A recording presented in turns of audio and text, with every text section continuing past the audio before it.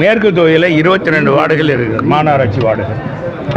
பல்வேறு வார்டுகளில் இந்த முல்லை பெரியார் அணை கூட்டுக்குடி திட்டத்துக்காக தோண்டப்பட்டு அப்படியே கிடக்கிறது. சரிப்படுத்தல் முக்கியமான சாலைகள், பிரதான சாலைகள்லாம் குண்டும் குழியுமாக இருக்குது. அதில் மாணவர்கள்லாம் பள்ளிக்கூடம் போவது என்பது சாகச நிகழ்ச்சி மாதிரி ஆகிவிட்டது. சாகச நிகழ்ச்சி மாதிரி தான் இருக்குது. இல்லை பெரியவங்க போனால் எலும்பு ஒரு 4-5 தடவை போனால் எலும்பு முறிவு ஏற்பட்டுரும். அந்த அளவுக்கு மோசமாக குண்டும் குழிக்கும். அது மட்டும் இல்லை, நீங்கள் ஒன்று புரிஞ்சுக்கணும்.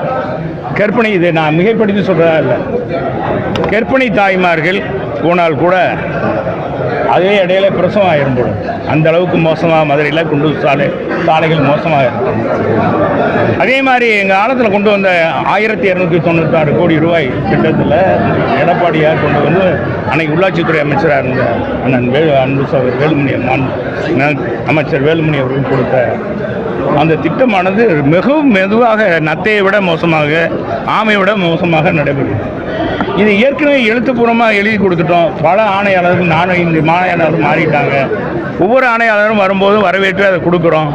ஆனால் குறைபாடுகள் தீரண்டபாடு இல்லை. குப்பையிலா காய்ச்சலுக்கு இப்போ உயர் நீதிமன்றம் கூட நேற்று சென்னையிலிருந்து சொல்லலாம், மதுரையிலிருந்து சொல்லியிருக்காங்க. எனவே இதையெல்லாம் அகற்றணுன்றக்காகத்தான் இதெல்லாம் போக்கணும். நானும் என்னடா மாமன்றம், எனக்குன்னு ஒரு ப்ரெஸ்டீஜ் இருக்குது. நான் கேட்டேன், எல்லாம் நீலாம் போய் கலந்துக்கலாமா? எனக்கு ஒரு சட்டமன்றத்தில் 10 வருஷம் அமைச்சராக இருந்தவங்க இப்படி போகிறீங்களே என்ன அர்த்தம் அப்படின்னு கேட்டாங்க. என்ன தான் ஊருக்கு ராஜாவாக இருந்தாலும் வீட்டுக்கு பிள்ளை தானே. மதுரை மக்கள் இன்றைக்கி ரொம்ப வாடுறாங்க. அதைத்தான் நான் சொன்னேன். சிவாஜி கணேசன் நடித்த மனோரா படத்தில் மாதிரி பொறுத்தது போதுமடா மகனே, பொங்கி எழடா அப்படின்னு சிவாஜி கணேசன் சொல்லுவாங்க. அது மாதிரி மதுரையில் படுற மக்கள் துன்பத்தை, துயரங்களை எடுத்து சொல்வதற்காக மாமன்றத்தை பயன்படுத்துவது தவறில்லை.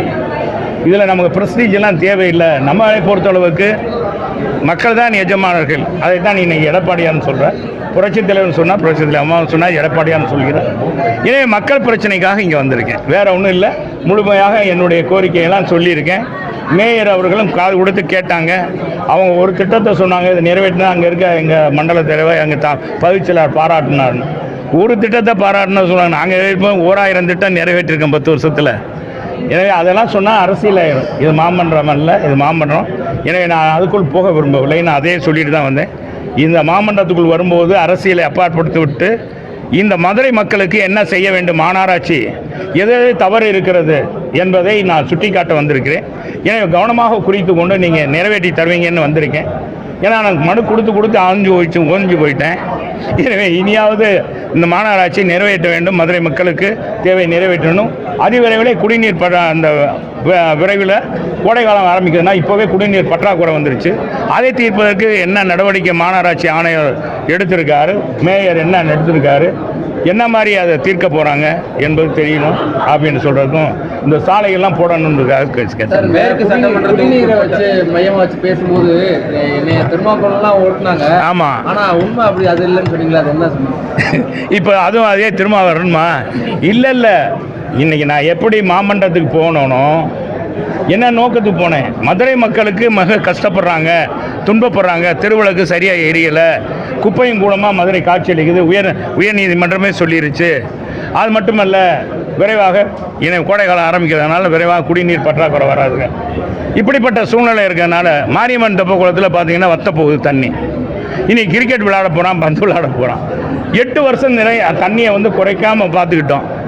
வைகை டேம்லேருந்து வர தண்ணியெல்லாம் வேஸ்ட் போய் முன்னால் கூட போயிட்டுச்சு. நான் மனு கொடுங்க, இப்போ கூட தண்ணி போயிட்டு இருக்கு. ஆனால் அந்த தண்ணியை திருப்பி அந்த கட்டை மட்டும் திறக்க சொல்லுங்கள் பொதுப்பணித்துறையிட்ட, அவங்க திறந்துடுவாங்க. ஏதோ இது சிவகங்கை மாவட்டத்துக்கு போகிறதில்லை. எனவே நிறைவேற்றுங்கன்னு சொன்னால் அதுவும் நிறைவேற்றலை. இது போன்ற கோரிக்கைகள் நிறைய இருக்கிறதுனால எங்கள் மாமன்ற எதிர்கட்சி தலைவர் அப்பப்போ சுட்டி காட்டுகிறார். எங்கள் மாமன்ற உறுப்பினர் சுட்டி காட்டினாலும் கூட நம்ம சொன்னால் ஒரு முக்கியத்துவம் வருமே, அப்போ செய்கிறாங்களா அப்படின்னு பார்க்குறதுக்காக வந்தேன்.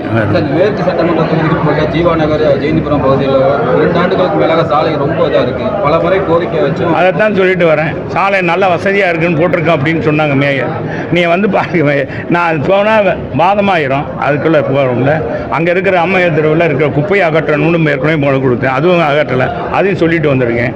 நான் முதல்லே மனு கொடுத்தேன். இப்போ உயர்நீதிமன்றம் சொல்லியிருக்கு குப்பை நகரம், கோயில் மாநகர் குப்பை நகரமாக மாறிக்கொண்டு இருப்பது, இதை மாற்றுங்கன்னு சொல்லிட்டு வந்தேன்.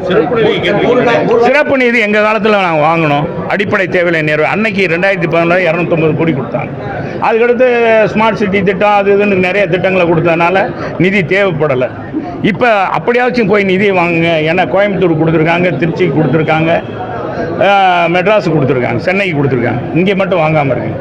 இப்போ இங்கே கூட பாருங்கள், டைட்டில் பார்க்கு 600 கோடியில் வரும்னு தங்கம் தென்னரசு முதல்ல தொழில்துறை அமைச்சராக இருக்கும்போது சொன்னார். இப்போ 287 கோடின்றாங்க. அதில் இன்றைக்கி அது அங்கே இருக்கிற வியாபாரிகள்லாம் எதுக்குறாங்க, இங்கே வரக்கூடாது, எங்களுடைய வியாபாரம் பாதிக்குது அப்படின்னு சொல்கிறாங்க. அது என்ன ஆக போகுதுன்னு தெரியல. பூமி பூஜை போடலை. எனவே இதை வந்து இதெல்லாம் மாற்றணும். மதுரைக்கு கிடைக்கணும், நல்ல காலம் கிடைக்கணும், விடிவு காலம் கிடைக்கணும் இருக்காது தான் இங்கே முழுக்க வந்தேன். வேறு எந்த காரணமும் இல்லை.